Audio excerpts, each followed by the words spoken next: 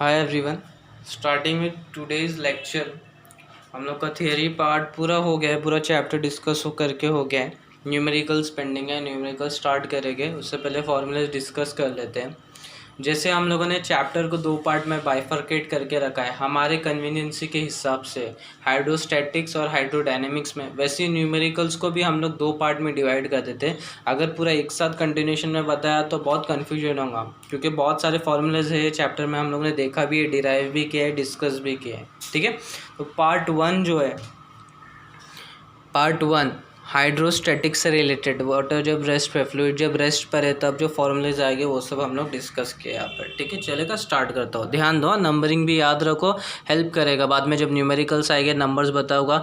ये जो बता रहा हूँ अभी डिस्कस करो, उसका स्क्रीनशॉट ले लो, बेटर रहेगा, या फिर नोट डाउन कर लो बुक में, मेरे साथ साथ लिखते जाया करो, that will help you out. ठीक है, starting with the first formula, that is pressure. Pressure का फार्मूला बचपन से पता है, क्या होता है? Force upon area, P equals to F upon A. अब ये शॉर्टकट तुम लोग को पहले से पता रहना चाहिए। P क्या होता है? प्रेशर। F क्या होता है? फोर्स।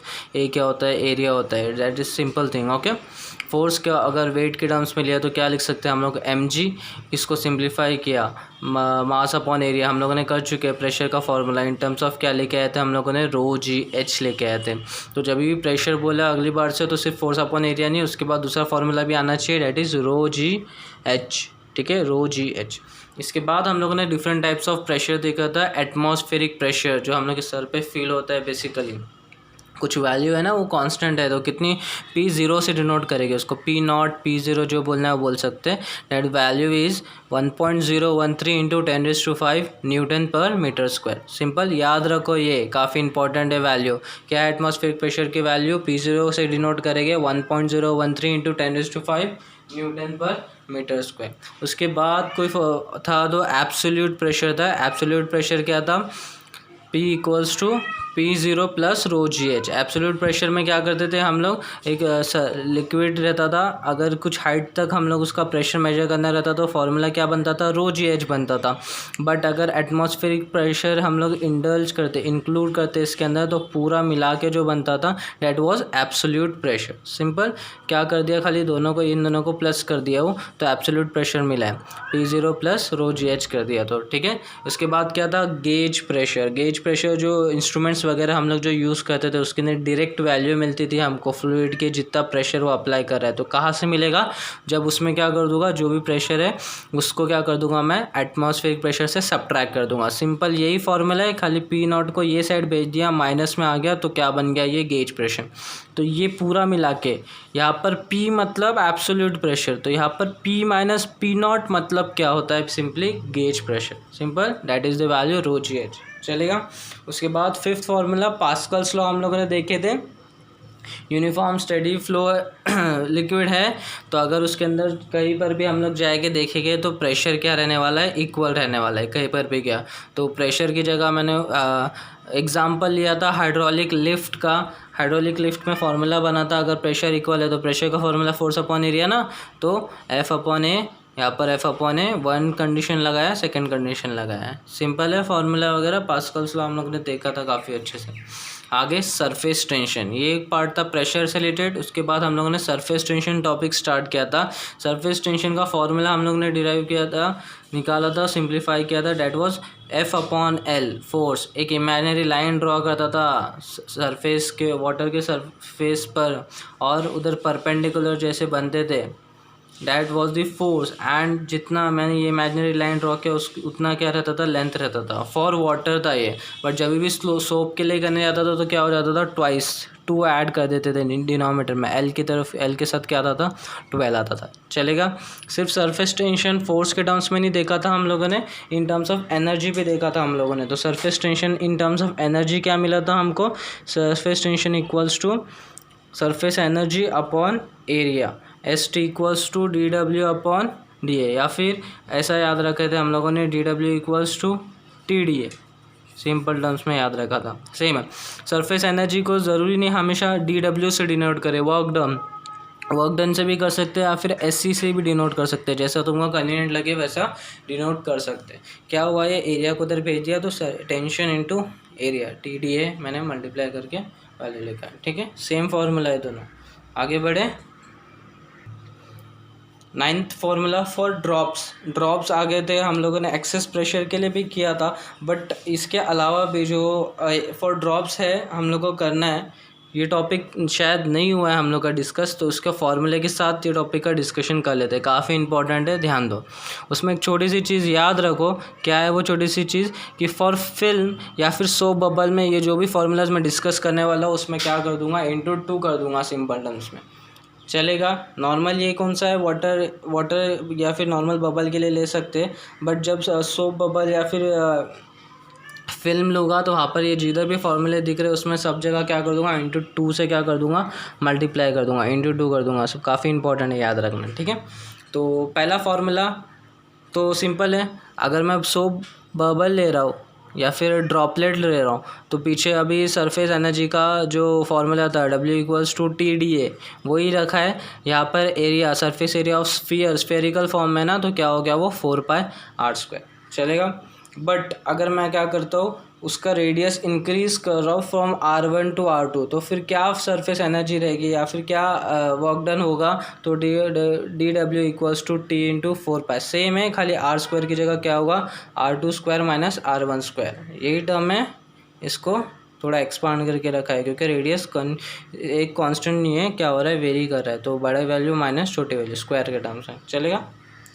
अब थर्ड केस, काफ़ी इंपॉर्टेंट केस, क्या कर रहा हूँ मैं, एक ड्रॉप ले रहा हूँ, एक ड्रॉप मॉलिक्यूल ले रहा हूँ, उसको क्या कर रहा हूँ मैं, पार्टीशन कर रहा हूँ और छोटे छोटे और ड्रॉपलेट्स में उसको कन्वर्ट कर रहा हूँ। एक बड़ा सा ड्रॉप लिया जिसका रेडियस कितना था, R, उसको मैं क्या कर रहा हूँ, हिस्से कर रहा हूँ, उसको डिवाइड कर रहा हूँ इन n नंबर ऑफ ड्रॉपलेट्स, छोटे छोटे ड्रॉपलेट्स जिनका क्या है, रेडियस क्या है, R है। जो छोटे ड्रॉपलेट्स जिनको मैं कन्वर्ट कर रहा हूँ वो क्या है, यूनिफॉर्म है, सबका रेडियस क्या है, स्मॉल r है, ऐसा नहीं वो वेरी कर रहा है। बट एक बड़ा मॉलिक्यूल को मैं क्या कर रहा हूँ, टुकड़े करके छोटे में डिवाइड कर रहा हूँ। कितने ड्रॉपलेट्स बनाए, n ड्रॉपलेट्स, पता नहीं। तो इसके अंदर क्या होने वाला है बेसिकली, तो सरफेस एनर्जी क्या होगी, चेंज होगी। जब भी मैं क्या करता हूँ, एक बड़े ड्रॉपलेट से छोटे में मैं क्या करता हूँ, ड्रॉपलेट्स में कन्वर्ट करता हूँ, तो सरफेस एनर्जी क्या होती है, रिलीज़ होती है। और जब मैं छोटे ड्रॉपलेट्स मिला के क्या करता हूँ, एक बड़ा ड्रॉपलेट बनाता हूँ, तो वहाँ पे सरफेस एनर्जी क्या होती है, यूटिलाइज होती है। ये कंसेप्ट हम लोग शायद जब JEE टॉपिक आया तो और डिटेल में हम लोग डिस्कस करें, but for time being, for numerical purpose हम लोग को इतना तो बेसिकली पता रहना चाहिए, सरफेस एनर्जी के टर्म्स में नहीं, बट वॉल्यूम में क्या इम्पैक्ट आएगा। एक बात बताओ, एक बड़ा मॉलिक्यूल था, उसको क्या किया, छोटे छोटे में छोटे छोटे में सेपरेट किया उनको, तो फिर वॉल्यूम में कुछ चेंज आया क्या, नहीं, उतना ही वॉल्यूम उठा के क्या किया, छोटे छोटे मॉलिक्यूल्स मैंने बनाया। तो मैं ऐसा बोल सकता हूँ, एक जो बड़ा वाला था उसका volume that will be equal to जो छोटे मिले उनका मिला के वॉल्यूम, ठीक है। अब वॉल्यूम किसका है, स्फीयरिकल स्ट्रक्चर है, तो वॉल्यूम ऑफ स्फीयर 4/3πr³। जो बड़ा वाला ड्रॉप है उसको R से डिनोट किया, जो स्मॉल वाला है उसको क्या कर रहा हूँ, स्मॉल r से डिनोट कर रहा हूँ, तो 4/3πr³। बट यहाँ पर जो है एक पॉइंट याद रखने के लिए, वो क्या है, n। यहाँ पर क्या होगा, एक मॉलिक्यूल है वो कितने में डिवाइड हुआ, ये किसका है वॉल्यूम, ये किसका है, एक छोटे ड्रॉप का वॉल्यूम है, चलेगा। यहाँ पर देख, वापस बोल रहा हूँ, ये एक स्फीयर लिया, बड़ा वाला स्फीयर, उसका वॉल्यूम कितना है, 4/3πr³। अब ये जो 4/3π स्मॉल r³ जो है, ये किसका है, एक छोटे ड्रॉपलेट का वॉल्यूम है ना। तो ऐसे कितने टोटल वॉल्यूम, तो ऐसे कितने टोटल ड्रॉपलेट्स, तो n ड्रॉपलेट्स है, चलेगा।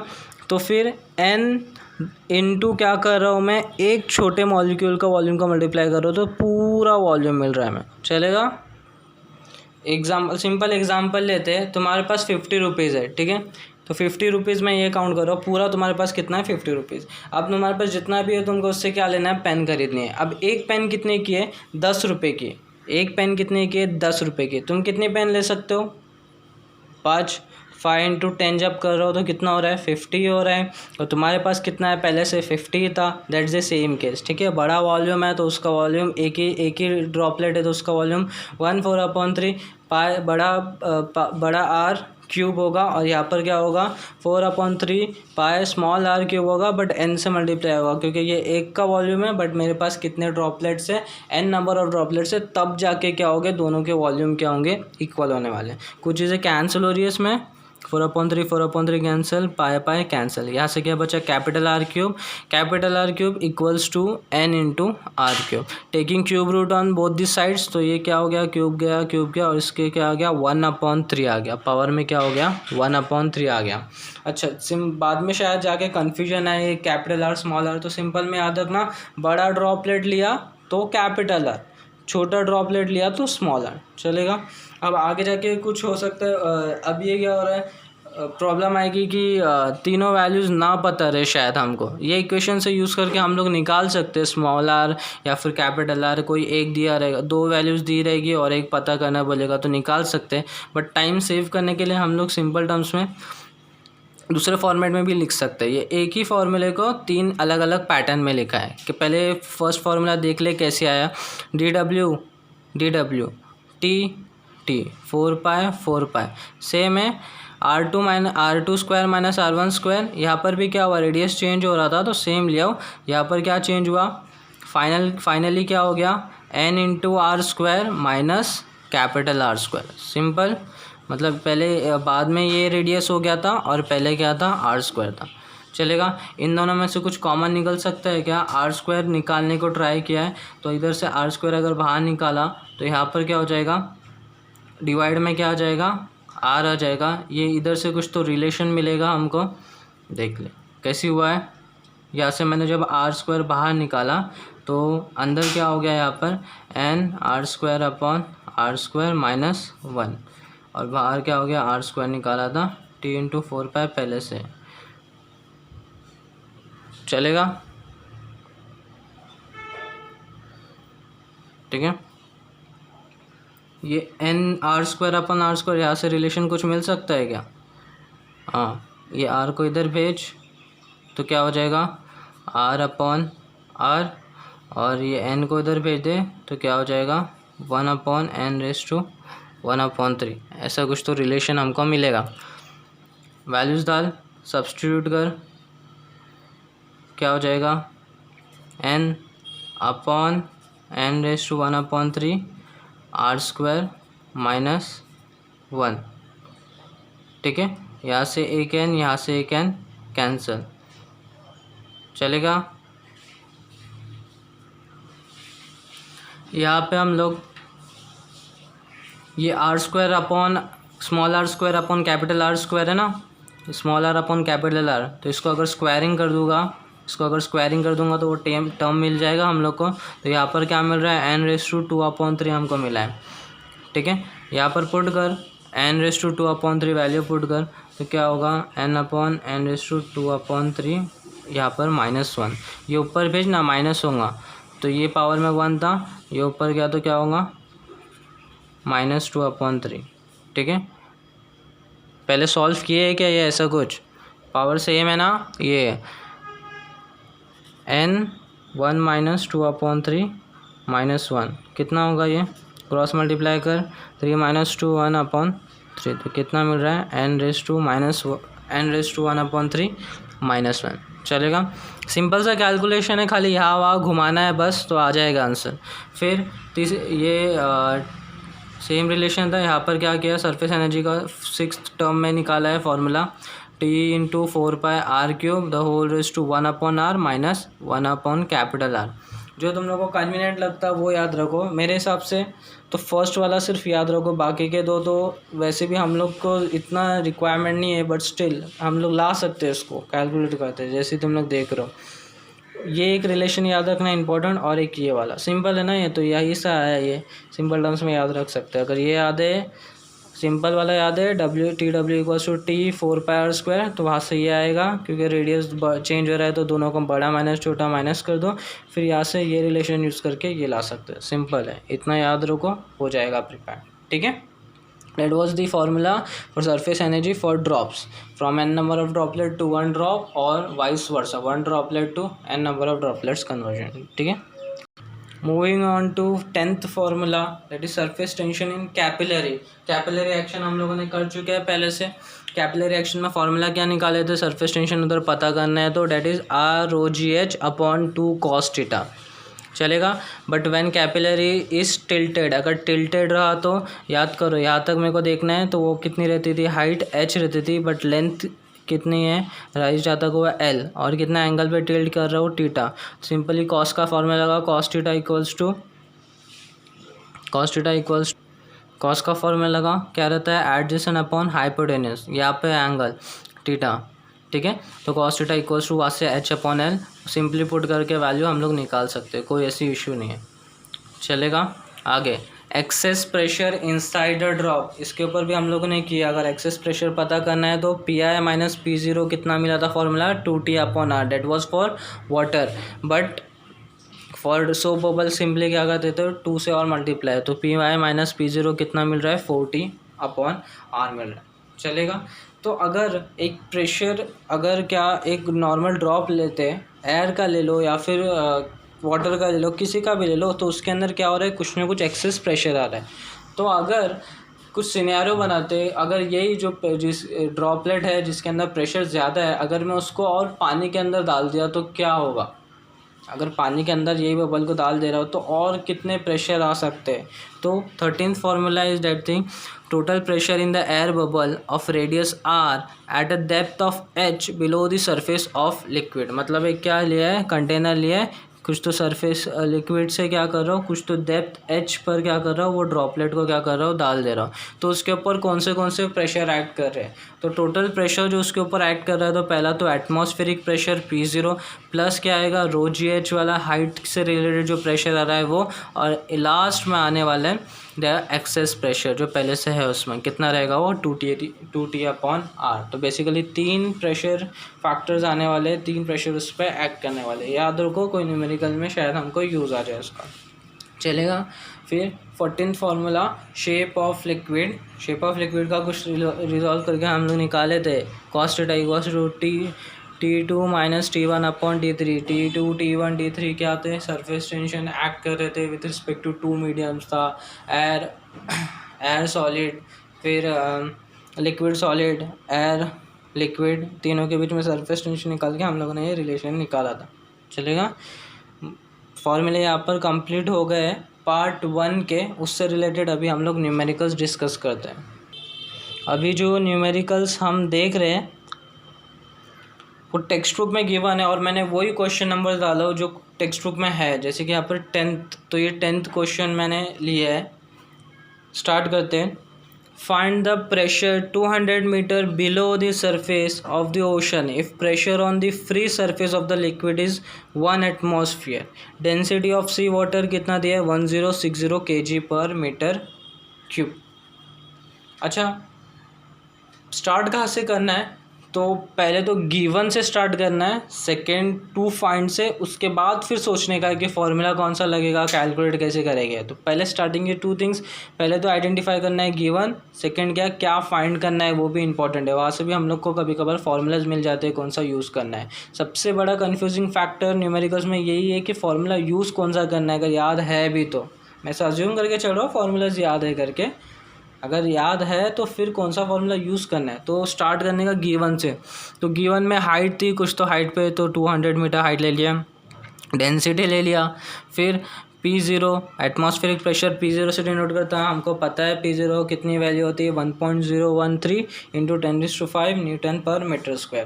अच्छा, यहाँ पर हाइट दे दिया है, मतलब प्रेशर का फॉर्मूला लगेगा। प्रेशर का कौन सा फॉर्मूला लगेगा, हाँ रो GH वाला, क्योंकि डेंसिटी भी दिया है, हाइट भी दिया है, बट सिंपल रो GH नहीं लगा सकता क्योंकि उसने एटमॉस्फेयर भी दिया है, तो वो भी मेरे को इंक्लूड करना पड़ेगा।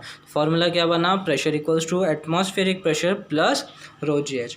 वैल्यूज़ डालो, P equals to P0 plus rho GH था, P0 की वैल्यू 1.013 इंटू 10⁵ प्लस रो की वैल्यू कितनी थी 1060 इंटू G की वैल्यू पता है तुम लोगों को 9.81 इंटू हाइट कितना है 200 मीटर। वैल्यूज़ तुम लोग कैलकुलेट कर रहे हो कि अच्छे से क्रॉस वेरीफाई करोगे कि यही वैल्यू आती है कि नहीं। फाइनल कैलकुलेट करने के बाद क्या वैल्यू आनी चाहिए 21.789 इंटू 10⁵ N/m²। ठीक है। Moving on to next question, 11th question. In hydraulic lift, input piston had surface area 30 cm² and output piston has surface area 1500 centimeter square. If a force of 25 Newton is applied to input piston, calculate weight on output piston. Piston वगैरह कुछ तो बोल रहा है, hydraulic lift है, hydraulic lift से related कोई formula था, हाँ कुछ तो पास्कल्स लॉ में था शायद। देखते हैं ना, गिवन से स्टार्ट करते हैं। क्या है गिवन? गिवन में दिया है इनपुट पिस्टन के बारे में कुछ तो बताया है और आउटपुट पिस्टन के बारे में कुछ तो बताया है। इनपुट पिस्टन में क्या क्या दिया है? एरिया दिया है उसका, A1 कितना है 30 centimetre square, A2 output piston में कितना दिया है area 1500 centimetre square. Centimetre square में नहीं रखते, प्रॉब्लम होगी हमको, तो हम लोग मीटर्स में कन्वर्ट करते हैं ना हमेशा। तो मीटर स्क्वायर में जब मैं कन्वर्ट कर रहा हूँ तो ये 1 मीटर कितना होता है 100 सेंटीमीटर।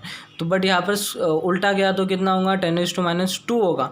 बट यहाँ पर क्या है सेंटीमीटर स्क्वायर में, तो मीटर स्क्वायर में करने के लिए 10⁻² का स्क्वायर करूँगा तो कितना होगा ये 10⁻⁴। अभी मैं ऐसा अज्यूम करके चल रहा हूँ कि तुमको सब कन्वर्जन आ चुके, आना चाहिए, सब कन्वर्ट करते हैं प्रॉपरली बराबर से।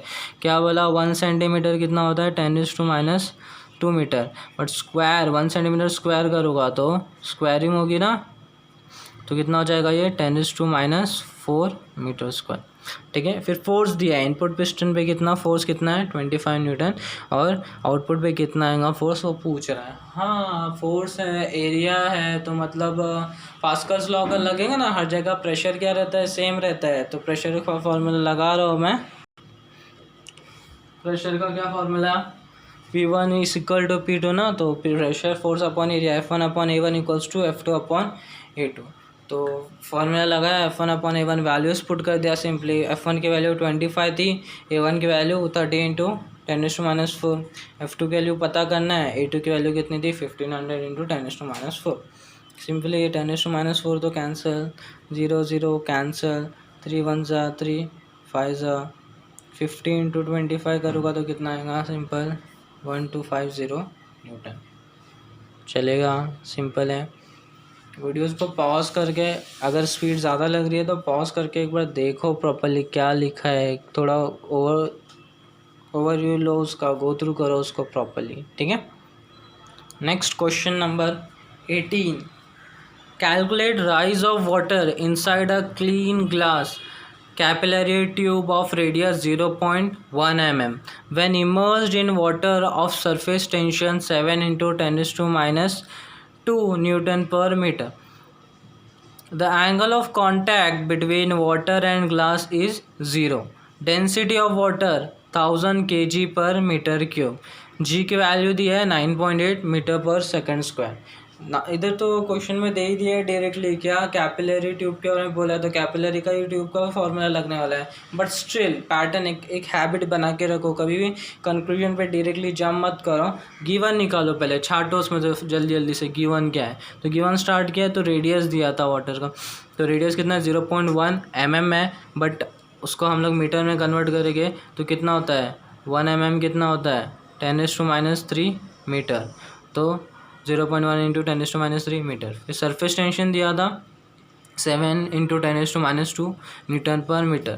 फिर एंगल ऑफ कांटेक्ट कितना दिया 0 ना, एंगल ऑफ कांटेक्ट किससे डिनोट करते थे हम लोग थीटा से, तो that is the value is 0। फिर डेंसिटी ऑफ वाटर, ये तो नहीं देना चाहिए था क्योंकि तुमको पता रहना चाहिए डेंसिटी ऑफ वाटर क्या होता है बेसिकली, कितना होता है 1000 kg पर मीटर क्यूब। सिंपल वैल्यू है, याद रख सकते।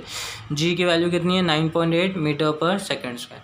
क्या पता करना है कि कैपिलरी राइज एक्शन हुआ, हमको पता है कैपिलरी राइज एक्शन क्या होता है, वाटर क्या होता है राइज होता है, तो कितने हाइट तक राइज हो रहा है बेसिकली वो पता करना है हमको, कितने हाइट तक राइज हो रहा है। तो H equals to question mark metre. छोटी छोटी चीज़ें है बट इंपॉर्टेंट है, याद रखो। कुछ जो फाइंड करना रहता है क्वेश्चन मार्क डाला करो और बाजू में उसकी यूनिट लिखा करो। एक इम्प्रेशन देता है पेपर वाला, जो पेपर जो चेक करता है उसके लिए, इट्स गुड। छोटी छोटी चीज़ों पे ध्यान दो। फिर फार्मूला हमको पता है सरफेस टेंशन का क्या होता है ROGH/2 cos थीटा। सॉल्यूशन हमको क्या फाइंड करना है H, तो बाकी सब वैल्यूज़ को उधर भेज दिया, तो 2 cos थीटा T से मल्टीप्लाई हो गया 2T cos थीटा, और ये डिनोमिनेटर में चले गया ROG। वैल्यूज़ पुट करो, H इक्वल्स टू 2, T की जगह 7 × 10⁻², cos थीटा कितना है 0, फिर R कितना है 0.1, डेंसिटी कितना था 1000, जी कितना था 9.81। कैलकुलेट करो प्रॉपरली अच्छे से, ईमानदारी से, नो चीटिंग, और वैल्यू निकालो एच की कितनी आनी चाहिए 0.142 मीटर। ठीक है, moving on to next question number 19। अच्छा क्वेश्चन है, देखो। An air bubble of radius 0.2 mm is situated just below the water surface. Calculate the gauge pressure. Surface tension of water 7.2 into 10⁻² Newton पर metre. सबसे पहली चीज़ given में radius दिख रहा था, हाँ रेडियस 0.2 mm था, बट mm को कन्वर्ट किया 1 मीटर, 1 mm कितना होता है 10⁻³ मीटर। ठीक है ना, तो 0.2 इंटू 10⁻² क्या हो गया -3 मीटर मिल गया। फिर सरफेस टेंशन था 7.2 इंटू 10⁻² न्यूटन पर मीटर। उसके बाद और एक चीज़ नोटिस करने लायक थी ये क्वेश्चन में, उसने क्या बोला है, ये जो मेरा एयर बबल है वो just below the water surface है। मतलब अगर ये वाटर सरफेस है, कंटेनर लिया वाटर सरफेस है, और उसके एग्जैक्टली नीचे क्या है एयर बबल। इसका बताने का मतलब ये था कि जब अगर एयर बबल ज़्यादा नीचे होता तो उसकी कुछ ना कुछ हाइट रहती है, वो स्पेसिफाई करता, बट वो just below the water surface है, इसका मतलब उसकी हाइट है ही नहीं। तो मतलब एच की वैल्यू बेसिकली क्या बोला है उसने, 0 बोला है। चलेगा, साइंटिफिकली टर्म्स में उसने क्या इंडिकेट किया है कि एच की वैल्यू क्या हो रही है 0। सर गेज प्रेशर, तो हम लोग का फॉर्मूला क्या था, P माइनस P0 रो GH, ऐसा कुछ तो बताए थे आपने फॉर्मूले नंबर 4 में। बट हम लोग को एक एयर बबल पे अगर कैलकुलेट करना है तो फॉर्मूला नंबर 12 देखो, फॉर्मूला नंबर 12 यूज़ होगा। कौन सा फॉर्मूला था, एक एयर बबल पे जितना प्रेशर एक्ट करता है वो पूरा ले लेने का। तो एक बबल पे कितना प्रेशर एक्ट करता है, तो एक तो एटमॉस्फेरिक, उसके बाद जितने हाइट तक है वो वाला, उसके बाद क्या होता था एक्सेस प्रेशर आता था। एक्सेस प्रेशर कितना रहता था 2T/R। चलेगा, बट हमको क्या निकालने बोला उसने, गेज प्रेशर। तो गेज प्रेशर कब बनता है, जब क्या कर दूँ, सिंपली P0 को उधर भेज दूँ और PI माइनस P0 को पूरे को क्या बोलते हैं हम लोग, गेज प्रेशर बोलते हैं। चलेगा, तो इक्वल टू के वो साइड क्या बचा, रो GH बचा और 2T/R। बट हमको और एक चीज़ उसने स्पेसिफाई कर दिया, सिंप्लीफाई करा है बेसिकली, H की वैल्यू 0, तो ये भी गया टर्म 0 हो गया, क्या बचा सिर्फ 2T/R, और सिंपल हो गया। वैल्यूज पुट करो, 2 इंटू T की वैल्यू कितनी थी 7.2 इंटू 10⁻², R की वैल्यू कितनी थी 0.2 इंटू 10⁻3। सिंप्लीफाई करूँगा, ये PI माइनस P0 बेसिकली क्या है, गेज प्रेशर कितना मिलेगा 7200 न्यूटन पर metre square. Last question number 20। 27 droplets of water, each of radius 0.1 mm, coalesce into a single drop. Find the change in surface energy. Surface tension of water is 0.072 Newton पर metre. सबसे पहले वो क्या है हमारा, given लिख देना फटाफट। तो गिवन क्या है, कुछ तो number of droplets n equals to 27, फिर रेडियस दिया है कितना 0.1 mm है, तो कन्वर्ट कर दिया 1 mm कितना होता है 10⁻3, तो 10⁻3 इंटू 0.1 कितना हो गया 10⁻4 मीटर। सरफेस टेंशन को सिंप्लीफाई करके लिखा हो 72 इंटू 10⁻3 न्यूटन पर मीटर। क्या फाइंड करना है, चेंज इन सरफेस एनर्जी है तो इन टर्म्स ऑफ जूल, जे से डिनोट किया है। ठीक है, फॉर्मूला दिया है, हाँ फॉर्मूला हमको मालूम है सरफेस एनर्जी का। जब ये बबल्स ड्रॉपलेट्स आते हैं, नंबर ऑफ ड्रॉपलेट्स क्या था फॉर्मूला, T4πr² ब्रैकेट में n⁻1/3 -1। ठीक है, सॉल्यूशन फॉर्मूला नंबर 9 में देखना, ये मिलेगा तुमको, फॉर्मूला नंबर 9 में जाके देखना। सॉल्यूशन हमको पता है वॉल्यूम क्या रहता है सेम, तो वॉल्यूम जो बड़ा ड्रॉपलेट का है that will be equal to n into volume of smaller droplet, कुछ 4/3 πr³ n into 4/3 πr³। 4/3 cancel, pi cancel, capital R³ equals to n into small r³। Capital R³ equals to n की value है ना 27 droplets थे, तो into small r³। Taking cube root on both side क्या मिला, r equals to 3 into r। और small radius दे चुका है उसने, छोटा वाला रेडियस ऑफ ड्रॉपलेट कितना है 10⁻⁴ मीटर। तो कैपिटल आर की वैल्यू कितनी मिल गई 3 × 10⁻⁴ मीटर। मैंने तीन फार्मूले दिए इसके, तीनों में से तुमको जो कन्वीनियंट लगे वो यूज़ कर सकते हो तुम लोग, नो इश्यूज़। हाँ, मैंने ये वाला यूज़ किया, तुम कोई दूसरा भी यूज़ कर सकते हो। Change in surface energy will be given as T × 4πr² bracket में n⁻³ - 1। टी की वैल्यू 72 × 10⁻³ इंटू 4π इंटू आर की वैल्यू कितनी निकाले 10⁻⁴। आर स्क्वायर है ना, तो किस में जाएगा ये स्क्वायर में। एन की वैल्यू कितनी है 27 ⁻³ - 1। 27 बेसिकली क्यूब रूट निकालना है तो 3 होगा उसका। सिंप्लीफाई करो अच्छे से, ईमानदारी से, विदाउट एनी चीटिंग। अच्छे से करो कैलकुलेट और देखो ये आना चाहिए answer. That is surface energy, change in surface energy 1.628 × 10⁻³ joule. चलेगा।